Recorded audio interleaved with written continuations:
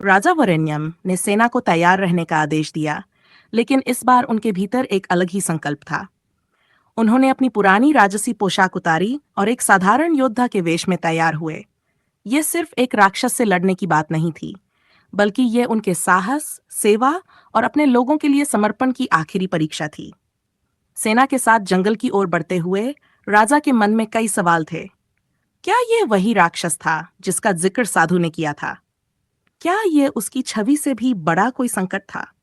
जब वह महिला, जिसका नाम सुमित्रा था, उनके साथ चल रही थी, राजा ने उससे पूछा, सुमित्रा, क्या तुमने उस राक्षस को देखा है? वह कैसा दिखता है? सुमित्रा ने कांपती आवाज में कहा, महाराज, उसका चेहरा इंसानों जैसा है, लेकिन उसकी आंखें आग की तरह जलती हैं। उसकी कद काठी विशाल है और उसने अपनी गुफा में अंधेरा और डर का साम्राज्य बना रखा है। राजा ने सुमित्रा को सांत्वना दी, डरो मत। जब तक मैं हूं, तुम्हारी बेटी को कुछ नहीं होगा। जंगल के गहरे हिस्से में पहुंचते ही वातावरण अजीब सा हो गया। पक्षियों की आवाजें बंद हो गईं, हवा सर्द हो गई और हर तरफ घना अंधकार छा गया। राजा को अपने दिल की धड़कनें साफ सुनाई दे रही थीं, लेकिन उनके कदम रुके नहीं। गुफा के बाहर पहुंचते ही राजा ने सेना को आदेश दिया, सावधान रहो। यह लड़ाई हमारे साहस और संयम की परीक्षा है। किसी को भी गुफा में अंदर जाने की जल्दी नहीं करनी है। गुफा के भीतर घुसते ही राजा ने महसूस किया कि यह कोई साधारण गुफा नहीं है। दीवारों पर अजीबोगरीब चिन्ह और प्रतीक बने हुए थे। जगह जगह जलते हुए दीपक थे, लेकिन उनकी रोशनी इतनी मंद थी कि वह और भी डरावनी लग रही थी। तभी एक तेज आवाज गूंज उठी, कौन है जो मेरे अंधकार के साम्राज्य में आया है? राजा ने दृढ़ स्वर में जवाब दिया, मैं राजा वरेण्यम हूँ। मैं यहाँ अपने प्रजा की रक्षा के लिए आया हूँ। अपनी बेटी को वापस लो और गुफा छोड़ दो। अचानक एक ऊंची, भारी आकृति सामने प्रकट हुई। ये वही राक्षस था जिसका सुमित्रा ने वर्णन किया था। उसकी आंखें सच में अंगारे जैसी जल रही थीं और उसकी हंसी ऐसी थी जैसे धरती कांप उठे। उसने राजा की ओर देखते हुए कहा, राजा, तुझे क्या लगता है कि तू मुझे हरा सकता है? ये गुफा मेरी है और यहाँ मेरी शक्ति असीम है। राजा ने बिना डर, शक्ति और अहंकार का कोई मतलब नहीं, अगर वह निर्दोषों की जान लेने के लिए इस्तेमाल हो, मुझे तेरे अंधकार का अंत करना है। राक्षस हंसा और बोला, अच्छा, तो आओ, मुझे हरा कर दिखाओ। लेकिन याद रखना, इस लड़ाई में तुम्हें अपनी आत्मा की गहराई में झांकना होगा। यह सुनते ही राजा ने अपनी तलवार निकाली और राक्षस की ओर बढ़े। दोनों के बीच भयंकर युद्ध शुरू हो गया। राक्षस ने अपनी जादुई शक्तियों से राजा पर प्रहार किया, लेकिन राजा का साहस अडिग था।